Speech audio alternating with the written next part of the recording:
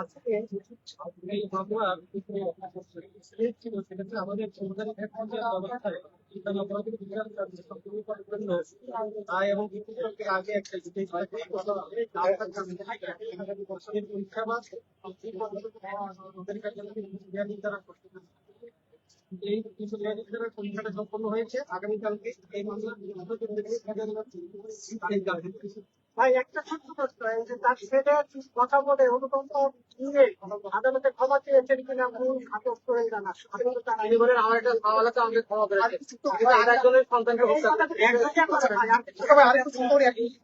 এই বক্তব্য কেন শুনলি?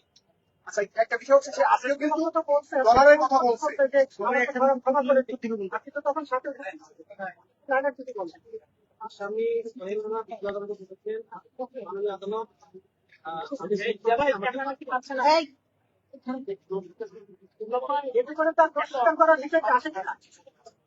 এইভাবে আসে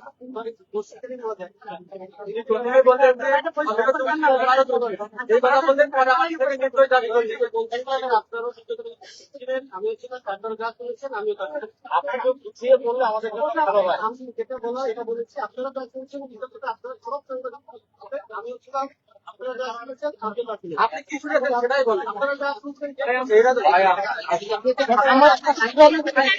আপনার শোনার জন্য তো অপেক্ষা করতেছি। আপনার দায়িত্ব ছিল সেটা আপনি পালন করেছেন, সেটা আমি ভুল করেছি আর আমি মাপ চাই। আসলে বলেছে আমি ভুল করেছি, আমি মাপ চাই। ডলারের নাম বলেছে, ডলার সম্পর্কে বললেন ডলারের নাম বলছে আপনার এখানে কিনারে কি দেশে আছে কোন রকম